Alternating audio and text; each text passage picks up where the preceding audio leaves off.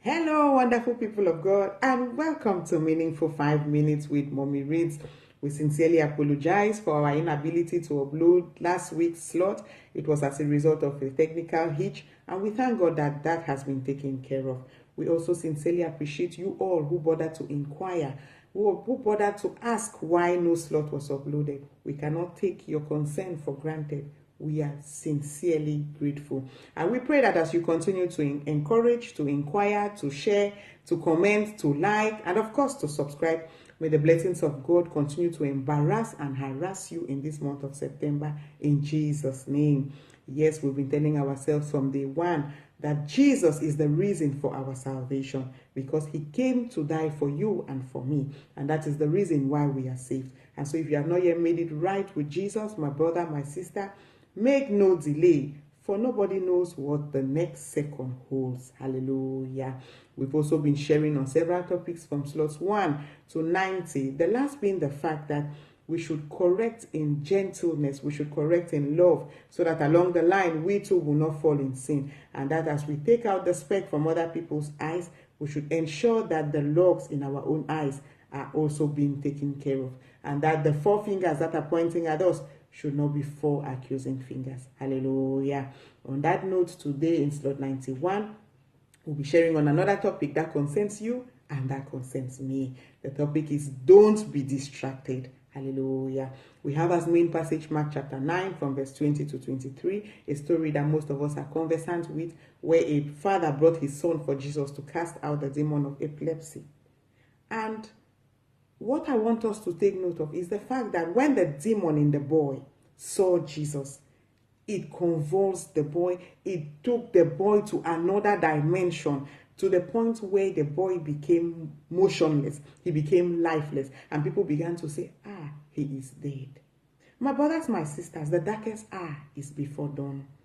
One thing that I want us to take note of the fact that the hottest part of the battle is usually towards the end. It is usually at the end of the movie that we know who the actor is and who the villain is.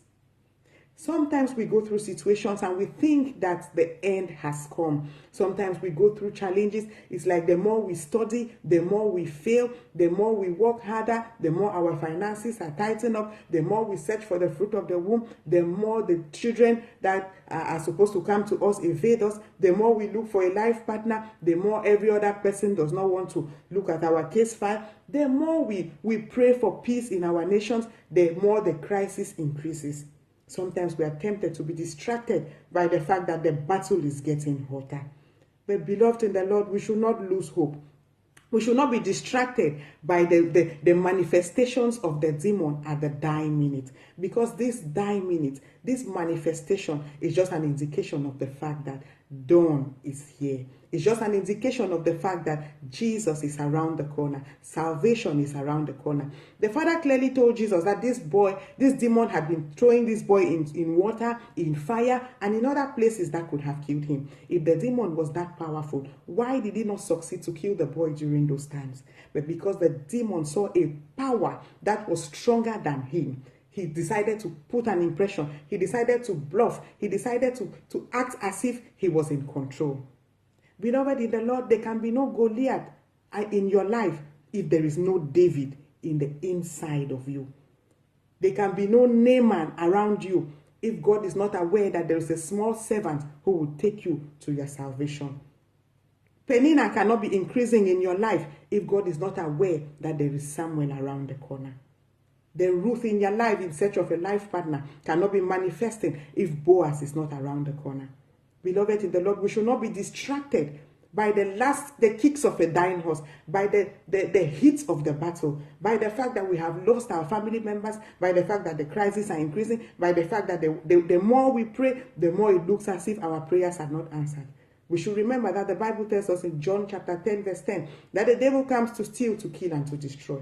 The logical thing for him to do would have been just to kill at once if he had the power. But because his power is limited, he is not able to go right ahead to kill us. We should not be distracted by the last minute manifestations of the villains in our lives, by the hotness of the battles, because we should remember that the darkest hour is usually before dawn. When that crisis is getting hotter, rest assured, Victory is around the corner. Salvation is around the corner. And so if you have not yet given your life to Christ, just say, Lord Jesus, come into my life. Wash me with the blood of the Lamb. Make me whole. Write my name in the book of life.